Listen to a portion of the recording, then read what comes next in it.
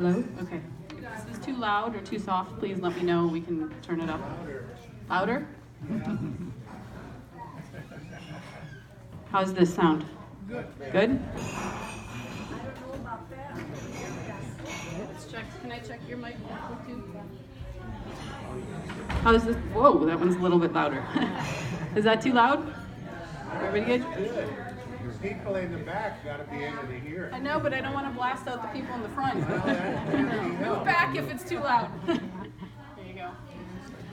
Okay, my name is Kayla. I work next door at the Sumas Library. And before I get started introducing our presenters for tonight, I wanted to let you guys know next Wednesday we are having a talent show here. And we are still looking for people to sign up. So if any of you have a talent that you would like to share with the Sumas community, please come next door and sign up, or you can sign up online at the Whatcom County Library System website, which is wcls.org, or you can stop at the library tonight or any of the other nights we're open. So tonight we have Alla Miller, Ms. Alla Miller. She has lived in Sumas for the past 14 years. Her father was Anthony Farmer, who was born in the hospital that was here in Sumas. And after retirement from the military, he worked at the border. Ms. Miller was born in Shanghai, and we'll talk to you about her life in growing up in China, and then her life since then and living here. Interviewing Ms. Miller is Mr. Spud Bronkema. He has lived in Sumas all of his life, and you probably know him from some of his many endeavors in the community, including Spud's Restaurant, and pastor at a church in Everson. So please take it away. Preacher, stand up. I think what I'd like to do to start is just share a short prayer, but I'd like to do that before we speak. Lord Jesus, I ask you to come and give us the words to say and the thoughts that you'd have us think about. I thank you for this opportunity, Lord Jesus, and the wonderful food that was here. Thank you, Lord Jesus. Amen. Amen. I think we're going to really start thinking about Alla's young life, because if she's like me, I remember a whole lot more when I was 3 years old than I do 3 weeks ago. And I don't think I've ever met anybody that was born in China. I think she was, right? In Shanghai. Yes. And just a thought, 2 or 3 years ago, our granddaughter taught school in China. And so I think different places we live, we kind of get an idea what people are like and how they act and all of that. And when she come home with a report, it wasn't the people that I was expecting to hear about. And I would say that's probably true no matter where you're at. But so I won't talk anymore. I just want Alla to just go ahead and share. I think we'll just start on thinking about her young life in China. My parents went to China from Russia during the Russian Revolution when the communists were taking over, and they settled in Harbin, China to begin with. It was called Little Russia at that time. They had a lot of Russian churches there, Russian shops. In fact, I've seen pictures of it. It looked like Russia. Same miserable cold weather too. But then the Japanese came in and took over Harbin, and they moved south to Shanghai, and that's where I was born. And my dad actually was fighting from the Siberian Peninsula in Russia, and at that time he was severely injured, so that was never taken care of, and he passed away when I was 4 years old. And my mother could not support me, so I was put in an orphanage. To begin with, I went to a Russian orphanage. Then the Japanese came and took over the Russian orphanage because they also invaded Shanghai. Prior to my birth, I could have been born in Connecticut, actually, because my parents had passports and everything to come to America, but on January 18th, 1937, the Japanese bombed Shanghai, and that was the end of our trip to the Americas. So now I am in one orphanage, then I was transferred to a Chinese orphanage where everything was in Chinese. Class was in Chinese, you had to learn how to read and write in Chinese. And then from there, because there are only 9 Caucasian girls, this is making all kinds of echo. Turn the speaker a little bit, Carl. Do what with it? Turn it to the left. No, there. Okay. Okay, yeah, that's better. Well, still I hear it. But anyway, there were like 9 Caucasian, that's good. There were 9 Caucasian ladies, I mean little girls, I was one of them. And we were transferred then to a French orphanage. And that's another language that, you know, you just kind of accumulate that. And then after the war, my older sister, who was working for the American government, went to look for me. I was pretty hard to find because I'd been transferred to so many places. And, but she did find me, and she brought this gorgeous young man with her in his uniform, and I looked up and I thought, she found me. I mean, that was a reunion like all reunions. I wasn't going to be left behind. And so Anthony Farmer adopted me, and I became Alla Farmer. And when I arrived in Sumas, I was Alla Farmer then.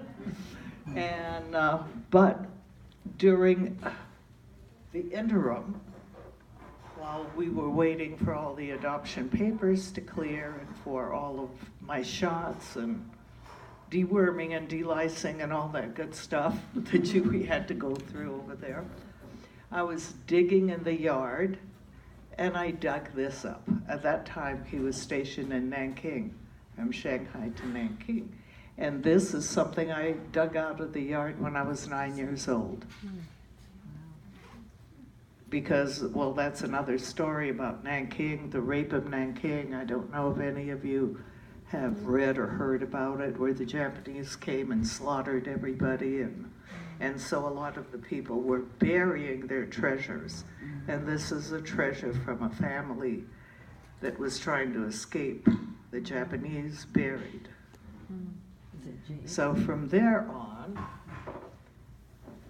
we were on the USS Butler, which is an American transport ship. And it left Shanghai and went to Guam first, or I can't remember if it was Japan first and then Guam. I think it was Japan first. And I got to see the horrors of what the atomic war did to Japan. And that has stuck with me in my memory. You don't forget those kind of things. Then we went to Guam, and that was beautiful beaches. And then, of course, we ended up in Hawaii. I didn't want to leave Hawaii. And from Hawaii, we came to San Francisco. And I thought it looked like a fairy story land, because this was in August. And it was very foggy, and all you could see were the tips of the tall buildings. And I thought it looked like something out of a Hansel and Gretel storybook. But I was disappointed because I thought Golden Gate Bridge meant that it was made out of gold. But it was orange. And I got up really early in the morning to run out there on deck to see this bridge made of gold, because everybody's rich in America, right? And we stayed at Fort Mason while Dad had to go through all the paperwork for his next assignment. And that was beautiful. Fort Mason is a gorgeous place. It's like a museum now. So he bought himself a brand new car. He bought himself a 1948 Packard. And I had a little brother then. He was 6 months old. Maybe some of you know him because he graduated from Nooksack here. Anthony Charles Farmer. Oh, a class of 67. I believe he was 67. Yes, because, no, he was 66. Anna Rose was 67. So, brand new Packard, his first brand new car, and I got sick in the back seat. I think he was sorry he adopted me at that point. I think all you men understand that. Oh my God, new car, and I'm throwing up all over it. And it was a Packard. Yeah. So then we drove up here because his mom and dad lived, there is a road named after our family called Farmer Road, right across the border. And it was called Farmer Road not because there were farms on it. It was, they were pioneers here. And his other grandpa, one Amos Farmer, they're all buried in Sumas Cemetery anyway, but there was, Amos Farmer was in Canada, but he was born in Vermont. So they had this land in Canada. He used to raise horses before cars came. And Grandpa Tillotson lived in Sumas, and he lived in one of those stump houses. Any of you know anything about the stump houses that some of the young men? There's Ben who knows what I'm talking about. It's in a tree. It's made out of a stump of a tree. And then he brought Sarah over, and she lived there. They owned that block on Vancouver Street. I don't know how far back. And so I stayed with her for a while, and I would go to school, to Sumas Grammar School. And she believed in hot breakfast. Well, I didn't like oatmeal at that then. I do now, you know, but then I did. So she would make me Cheerios. But hot breakfast, it had to be the Cheerios were in the oven and the milk was warmed up. And then on Sunday, we would go to Advent Church there on Front Street, and we would always pick up Aunt Ellen on the way. And Sumas then had a bowling alley, movie theaters. It was a metropolis, and, you know. It was pretty busy place. And I always wondered what happened to the skating ring, and Spud just told me it burned down. I guess when we were stationed somewhere else, that must have happened. But I was not allowed to go to the skating ring. No way. All kinds of dangerous people from across the border in Canada. Those wild boys, wild Canadian boys were going to be there, and you can go there. So, Just a thought. yeah. When I was growing up, there was a lot of wild Canadian girls that came to Sumas skating rink also.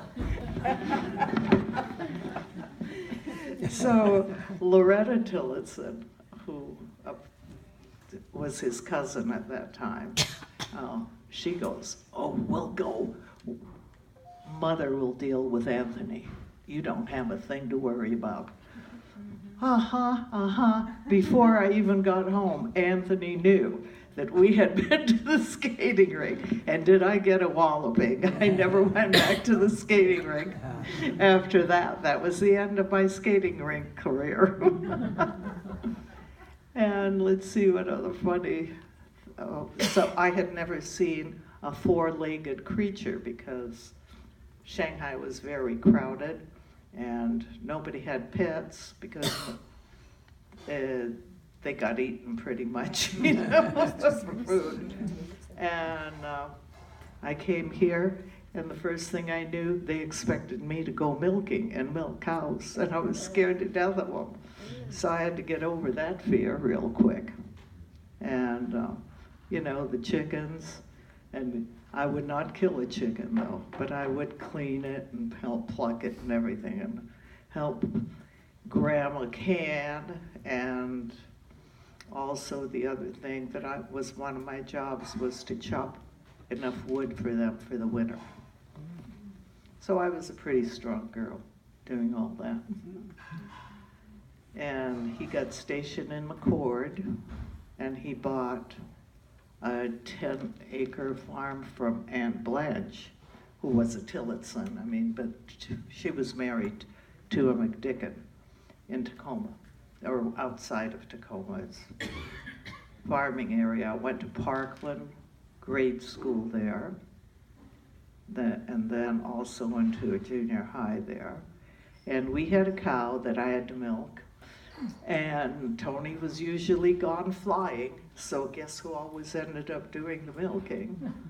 And the separating of the milk, and I would sell the milk to the neighbors, and we had about 400 heads of chicken, and I would sell the eggs to the neighbors too. Several chicken houses, more than one. And we had some pigs. And my mom, my sister and my mom, she's both, she was afraid of the cow. And the cow, even though we had electric fence around the place, would get out. And it would just have to stay out there on the street and hope that nobody hit it or anything like that until I'd come home from school. Yeah, to get the cow in. And they bred her, and there was a little a little calf, and I learned how to wean the calf from the mother cow to drinking milk out of the bucket. And the tongue is very hard, very harsh, like sandpaper, so it would take the skin right off of your fingers. But I loved that little guy, and one day I came home and he was gone. I know, I still cry about it. He was gone by way of my rabbits that I had as pets too. Came home, and in the barn was their coats on the stretcher. I had to get used to farm living that wasn't very easy for me because I had seen Shirley Temple movies. And I thought I would come here and there would be a black butler and marble staircases. And I just, you know, would be waited on hand and foot like a princess. Wrong, completely wrong. Reality set in, and everybody in America was not rich. So from then on, I'm trying to think what else. Oh, Anthony, in the meantime, this is Tony Farmer. Can everybody see it? In his younger heyday when he was in China. And he was getting a medal from a Chinese general. And in the Bellingham newspaper, and Debbie had taken it. I don't know what's happened to it. She was going to be here, but unexpectedly she had to go out of town. And she has a scan of the newspaper article about my dad receiving a lost medal that he didn't get from China, and Mrs. Chenault, who was the widow of the head of the Flying Tigers, flew over here to Bellingham and presented the medal to my dad. He was a very interesting man to be flying over the Himalayas. Right. in the early 40s, you had to be a little nuts. Because They were famous for it, I think, being nuts. I think they were too. Because the planes weren't pressurized or anything, they had to use oxygen masks. But they helped the Chinese beat the Japanese. And so they're very respected in Japan, even today. They had a big dinner for him. I was going to say 10 years ago, but no, it has to be longer than that. So they both went to to China, and were treated like royalty. And I mean, not just my dad, but other Flying Tigers members. And when he came back and retired from the service, he went to work. Well, first he tried farming again. He was going to raise beef cattle. But he made the beef, I guess he softened up as he got older because he couldn't kill those cows. Pretty well have to if they're beef. Right, right. They became his pets. So he sold them, and that was the end of his farming career. And he went and joined Customs and Immigration. And a lot of the people here did not appreciate him because I guess he was strictly by the book. You know, military man, Customs and Immigration, everything had to be done by the book. And he ran for council, and he was a councilman here also. And he passed away in 2005. He was 82. He was a youngster. I know 82 sounds young to me now. But so we had a very interesting life. We traveled all over the United States, and everywhere we went, it seemed like it was, when we first went to McCord, it was the wettest year ever recorded. And I thought I would never see sunshine in Washington State. But I was wrong, as I know. How about all of you? Are you enjoying this heat and sunshine? Or are we waiting for rain? And when's the rain coming? I never thought when I was younger that I would hear myself say that. When is the rain coming? So, and when we went to Kansas City, you would think Air Base in Kansas City, well, it was Strategic Air Command was there at that time. And they had the hottest summer ever on record, followed by the wettest and the coldest winter. And they had a big fire, and the oil spilled on top of the fire. And if you know anything about, very dangerous. It was terrible there during that period. And of course, tornadoes, and snow, a major snowstorm in the middle of spring. I was a freshman in high school then, and we went to school. Tulips were coming up, blooming. I had on a short sleeve blouse like this. Went to school at 11 o'clock. The clouds turned black. And the buses couldn't get through to drop us off. Some of the buses did leave, some of them ended up in the ditch. And I had to walk 3 miles in this miserable snowstorm to the house where we were living then. So it seemed like, you know, little Abner funny papers, they had this, what was his name? Do you remember, Spud? Joe Pinglefils or something like that? I should remember. Joe Pinglefils. All right. All right. Yeah, so from there we went to Colorado Springs because Dad was setting up the first Air Force Academy to be set up in this country. And from there we went to Hamilton Air Force Base, and he was head of Strategic Air Command. But in the meantime, they also got transferred to Japan, and I couldn't go with them because I didn't have my American citizenship. I was still stateless. And I had to stay behind, so I stayed with Aunt Iny, who was Tillotson born here in Sumas, and finished school with her while they went to Japan.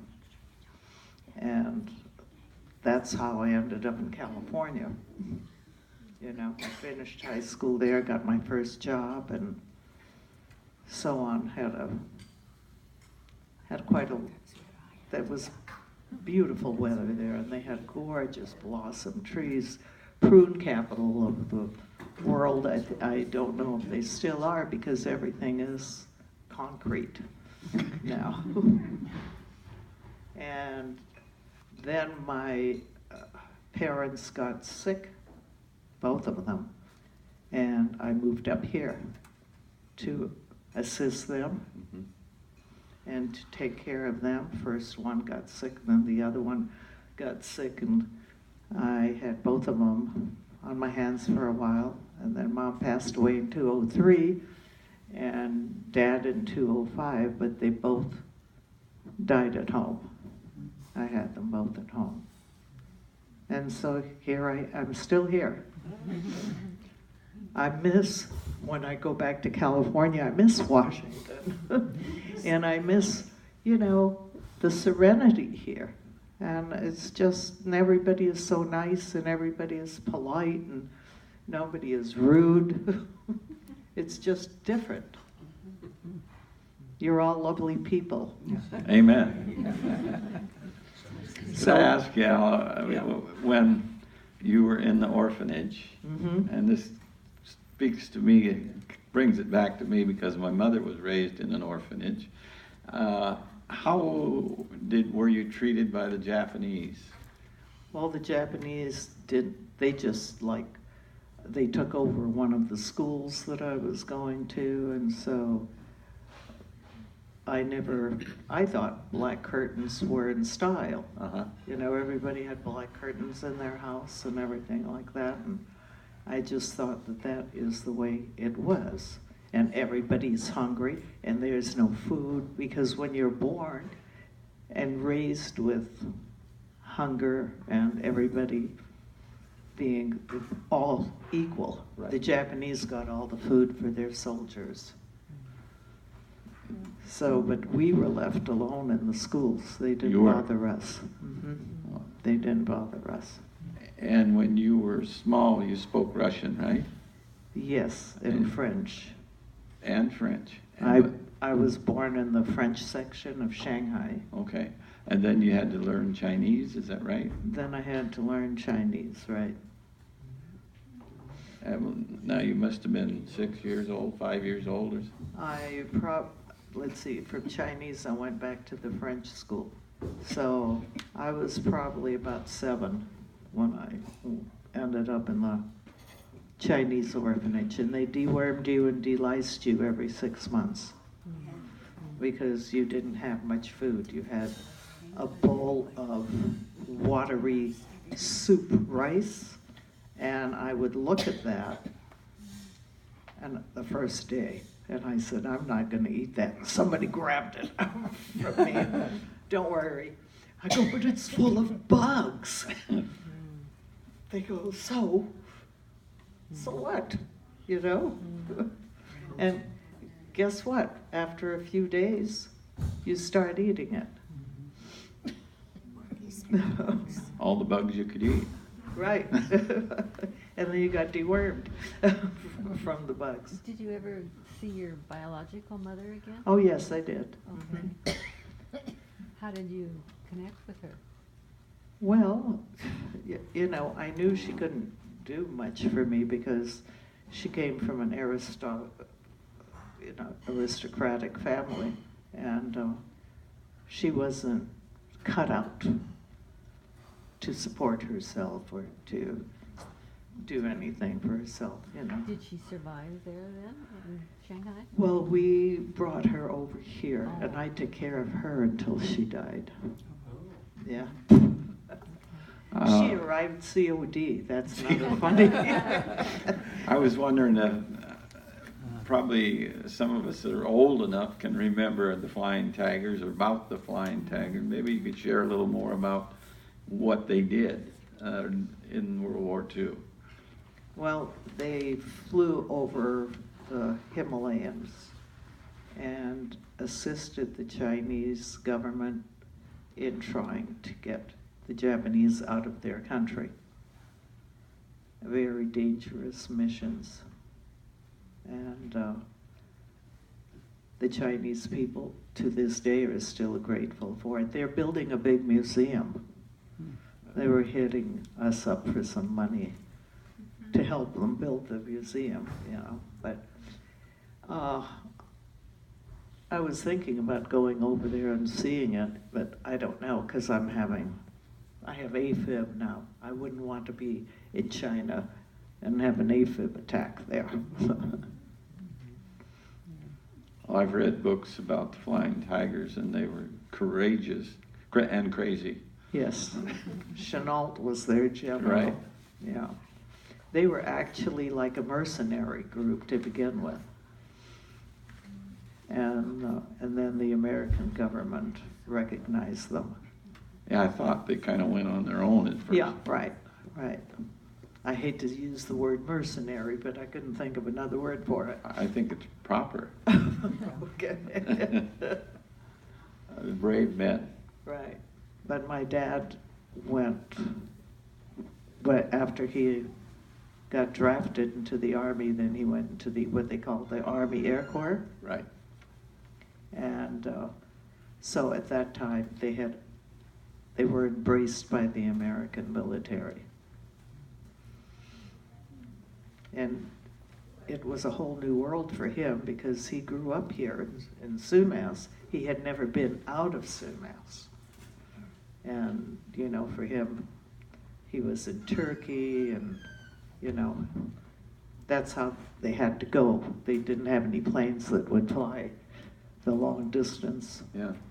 And, they'd be dangerous going through the Pacific, so went around through Africa. Yeah. Yeah. It's quite a story, I know, what they did, and flying by the seat of their pants, you might. Right, that's true.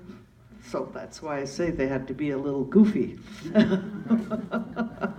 But when you're young, you feel like you're invulnerable. Yeah. Like nothing is going to touch you, that you can do anything and everything. And God will protect you. No worries, away I go. Yeah. You said you brought your birth mother to the U.S. Yes. Eventually. Did you hear her story from her over those years?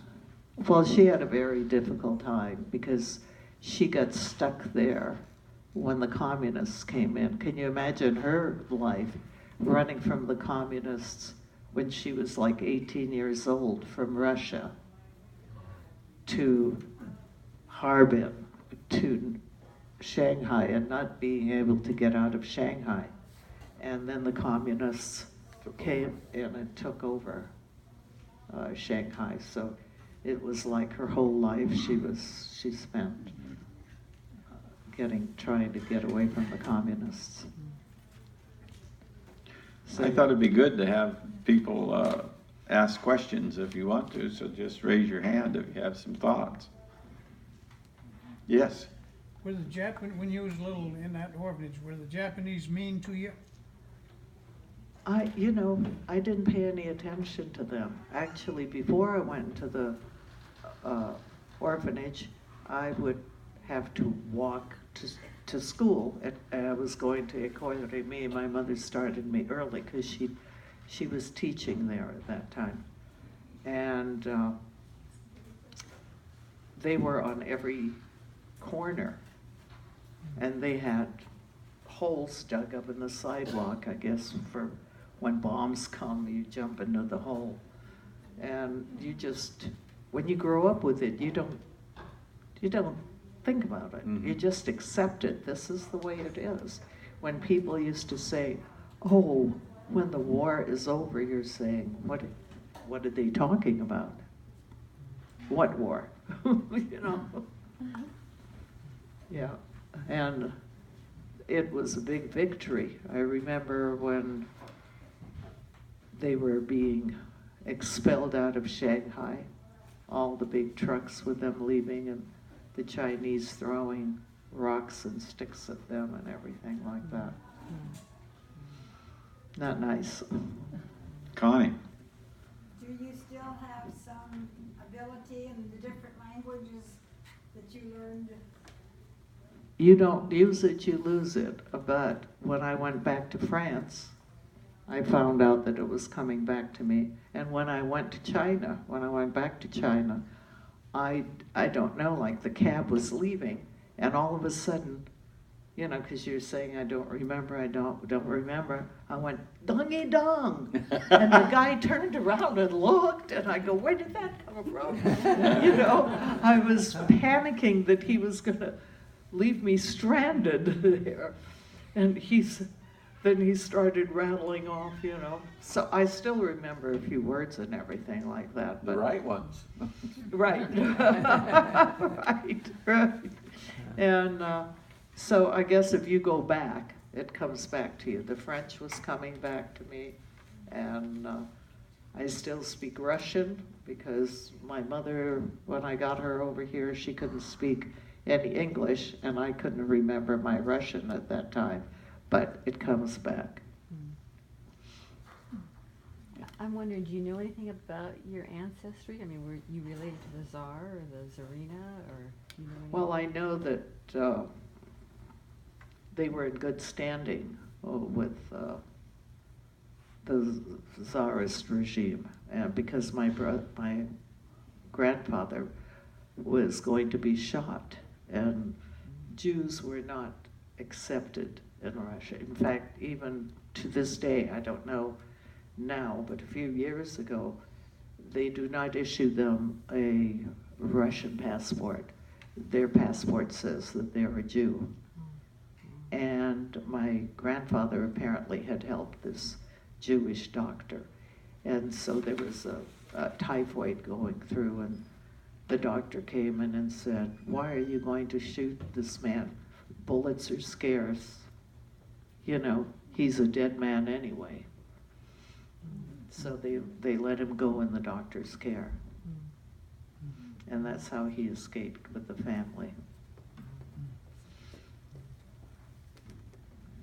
Through a dangerous, you know, time across the Trans-Siberian Railroad. Mm-hmm. Long, miserable ride. So I don't know too much about my father's, but I came across a letter, and this woman sent my sister a letter from this Russian family in Chilliwack. And my sister said, well, I thought you would want to know about my father's heritage. And she has never, ever, ever mentioned to me that she knew anything about my dad, except the fact that when they got to Harbin, that the father and other brothers went out on the boat, and they think they were killed by the communist soldiers. And I have looked it up, and there aren't too many Marievs around. That's your name. That was my name. Yeah. They were killed by the Chinese, you think? No, killed by the communists, Oh. because they were not the Russian communists, Russian. not the Chinese Okay. communists. Because that's who they were fighting. They were called at that time the White Army, Right. and the others were called the Red Army, Mm-hmm. because it was a transitional period, and the Russian government went through many stages. One was It started out as being a socialist workers' movement with Kerensky as the head of that. He only lasted 6 months. Mhm. Then the Bolsheviks came over, then Lenin came over and became communist country.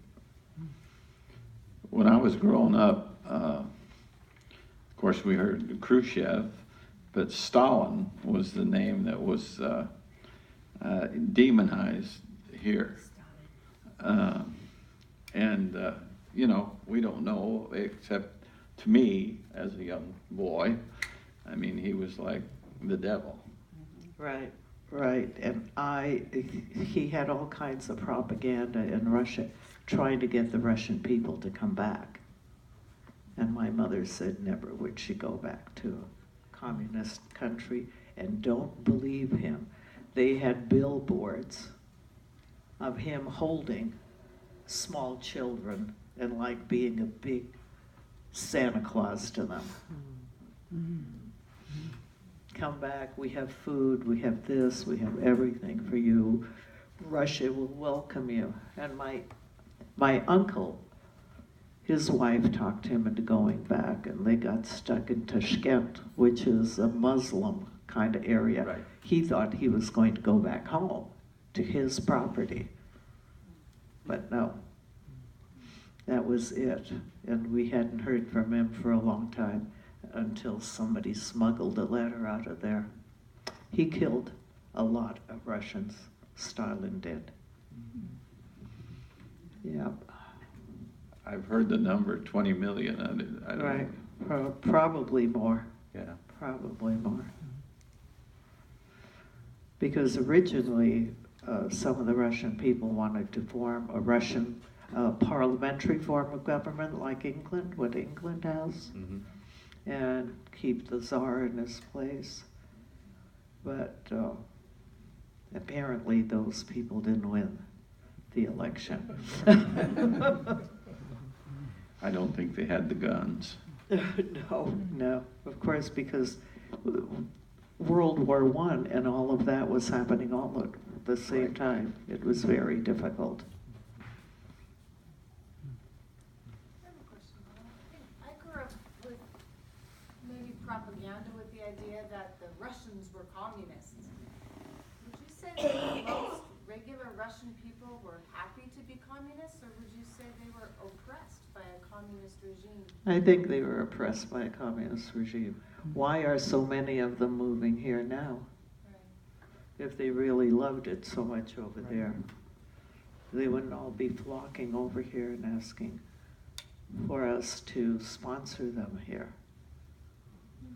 But I understand that some of the young people, when they get here, from what I've heard, they have not been, you know, they've gotten into drugs and everything like that. And so, of course, the Russian religion still is the Orthodox faith, Eastern Orthodox, same as the Greeks, Right. same as the Romanians, same as most of the Eastern countries. And I think the bulk of the Russian people that are coming here, I believe they're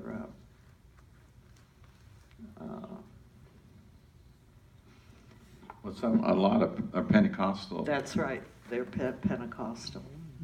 And that's amazing that their kids are rebelling against that apparently and doing drugs and doing all that kind of stuff. It's a tough deal. I was thinking about when the question about whether they were, how they accepted the Russian people. I think the Berlin Wall kind of said it, because people were always trying to get over the Berlin Wall. They weren't trying to go that way. They were going that way. Right. So, We still are kind of given the impression that Russians are bad. You know, I don't know. well, there for a while they were popular. I was not popular when I came here because I had a thick accent, and they used to make fun of my accent. Yes. Go ahead. Couple years, excuse me, a couple years ago, I bought a book on Russia, on Russia and the Russian people. The Russian people are a lot like us. It's the government's messed up. But the people, as a people, all over Russia, are pretty much like we are here. And that's why they want to come to this country. That's true. They're very outspoken. They tell it like it is. I would say any one of us that were old enough to be brought up in that era, you are taught, and those feelings don't necessarily go away. And Right. You just, like you talked about, even, you know, when someone says Russian to me, and I don't hate Russians at all, I love them, but down deep inside there's that, it goes off. You know, Russian is a bad word to us. Like the Japanese too. Yeah, exactly. I would say Russian more than the Japanese, because we were brought up thinking that way. And Because of the Cold War and right on both from the World War, well, yeah. and the atomic, both being atomic powers. So I remember when I was here, everybody was building shelters in Bomb case the shelters. Russians come, and we had to take the drills going under the table, like that's really going to protect us from atomic energy. That table ain't gonna do much. No. Yes. Well, I was kind of thinking, remembering back when we had the Second World War, a lot of the Germans did not go along with Hitler and his regime any more than a lot of with the Russian people, the same thing. What the leaders were saying and all of that doesn't mean that every one of the people were going along with that. And I have some good friends up here up in the hill who are Russians, and I've learned about 5 different languages, you know, part of their language. In other words, and they're great people, easy to get along with, wonderful people. So it's a lot of who was in charge and who they were following. A lot of them, the same thing with the Second World War, Germany. That doesn't mean that everybody was following Hitler's. He was in charge, and the leaders were doing that, but doesn't mean that everybody out there in the countryside and all of those people were following what the leaders were pushing down the people's throat. True. Well, see, I had that with the feeling that you have about the Russians, about the Japanese, because they did come and take my brother. Like, you asked me if they bothered me. No, but my brother was a young man. He was 16 years older than me. So forced labor camps is what they did. If you're a strong young man, off you go to the forced labor camp. And they experimented. They did experiments on the young man. So, I mean, he was a mess. Well, I was in the service, and we were over there when the Russians were demonstrating on that wall. And the U.S. expected Russia to invade Germany again. Wow. Wow. And so they built up all their forces over there, and I know they came into our companies then, and anybody that could speak a European language, they shipped to Europe. Now, I was one of them. You speak Dutch? Yes, I do. How did I guess? Oh, I'm so clever. And, you know, another thing about a language. Yes. Now, I've kind of lost. I can speak Dutch fluently when I start thinking in the Dutch language. That's true. And like you, I'm sure you've experienced the same thing. Yes. You know, if you don't use it, you lose it. Yeah. But yet, when they start talking it to you, and you start thinking in the language again, pretty soon you can talk just as good as they can. Right, it comes back. Yeah. Yeah. I went to visit relatives in Holland.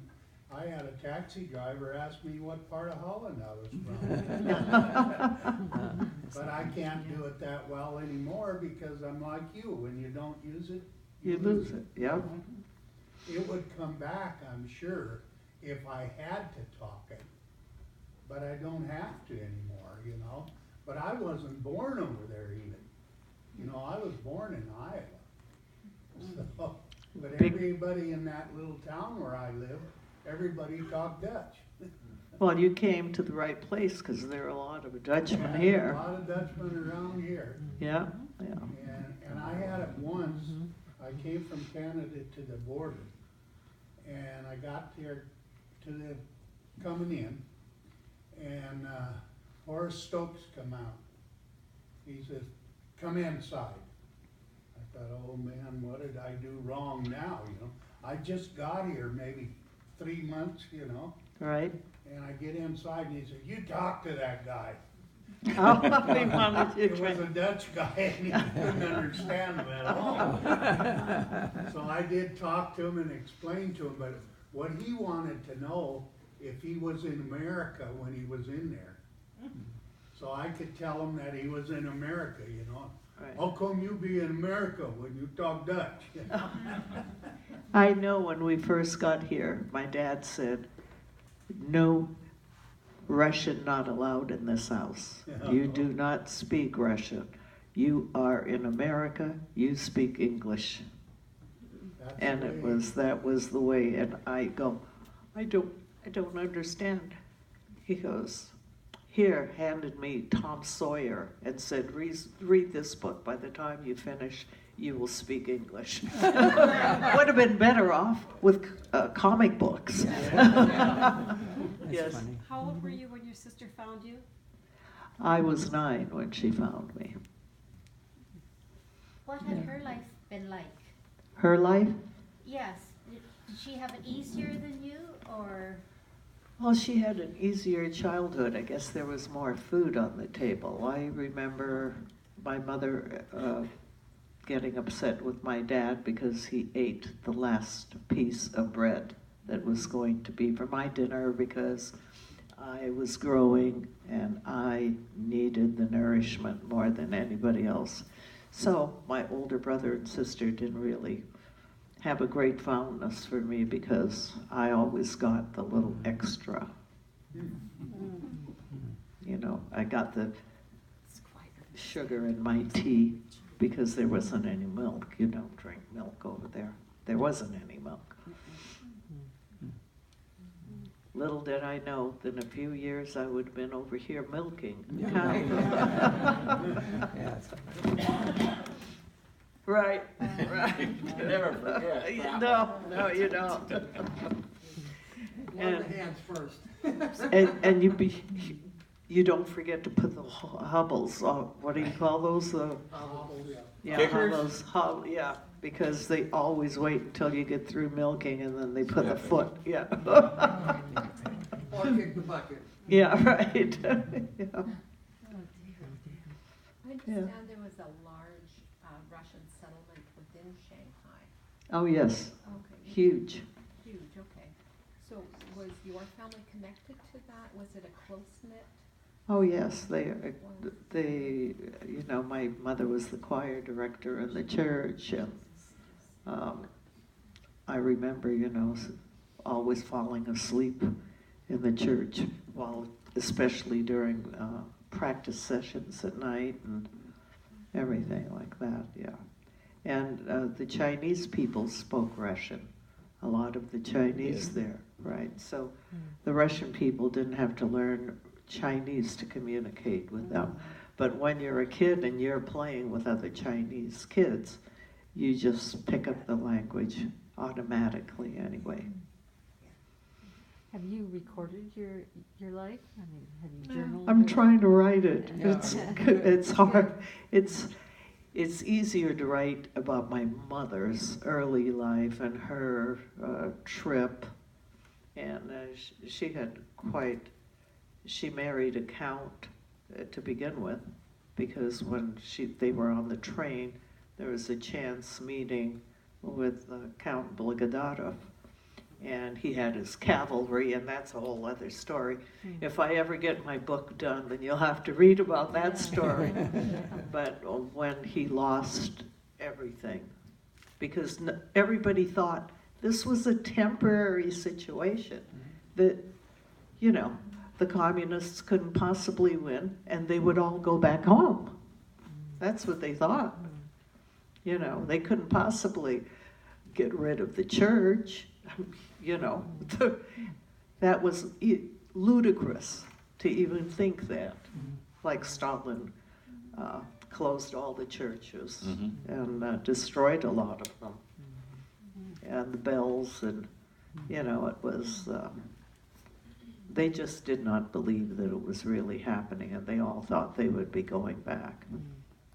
And this poor man, when he lost his cavalry and couldn't pay them, and he was down to his last bit, he killed himself and left my mother stranded. Yeah, so she had, you know, a pretty rough life. You mentioned the Tillotsons. Yes. And I guess I didn't pick up, how are you related? Are you related to the Tillotsons? Well, Dad's mom was a Tillotson. Okay, but they lived here. Yes, Sumas, Yeah. Vancouver Street. I can remember some Tillotsons when I was a little kid, and Grandma Tillotson went to church where we did. Right. But there's none around here anymore, are there? Well, they're still in Washington, Yeah. but they have, like, Ross had his horse ranch southeast of Seattle, and he's just passed away a couple of years ago. We always had family reunions with, you know, and Easter's daughter still lives in Bellingham, Winnie. She was Miss Whitehead, or White Rock, Miss White Rock. Oh, really? Yeah. Canadian. Well, she was more, no, she had dual citizenship. Oh. So, but she was, there were 9 Tillotson children originally from Sarah, Grandma Tillotson, 9 children. And of course, each one of those children had their own children. And Aunt Margaret Tillotson used to teach home economics at Nugsack Valley. Okay.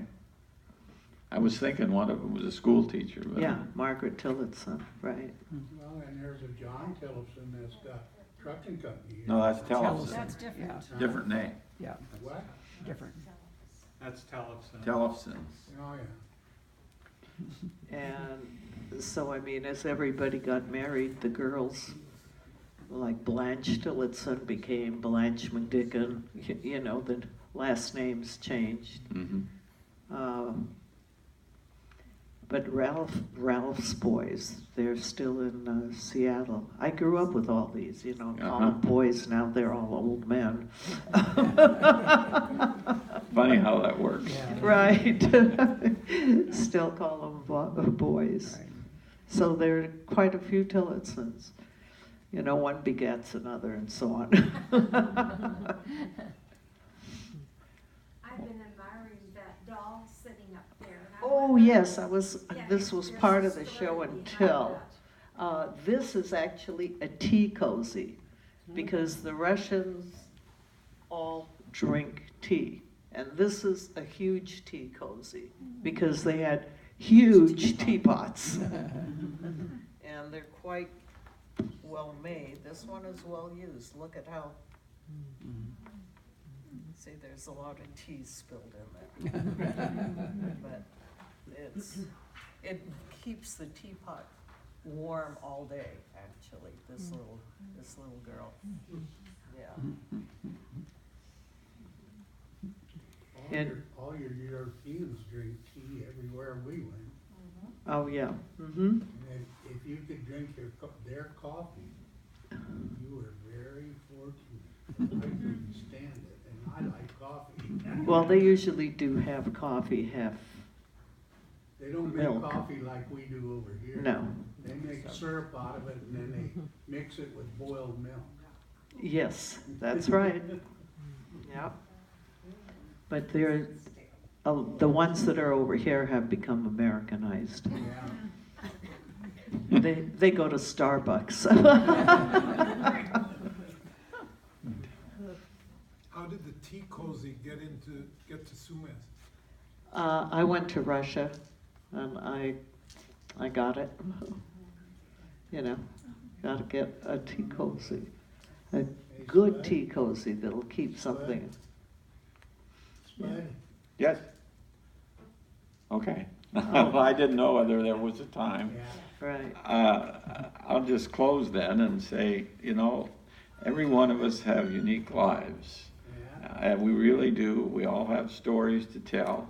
And I think we've all really been blessed tonight to hear of a very unique life. And I've seen this lady for a lot of years. This is my first opportunity, and I've missed a lot by not being able to speak to her, because I think all of us could write a little book, and she definitely should keep at it, because I don't think there's anybody here that wouldn't want to read it. So I think it would be proper if we give her a hand.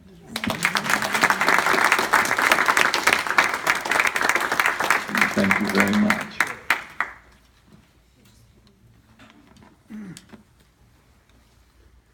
I turned it off. I just wanted to say, hello? Okay.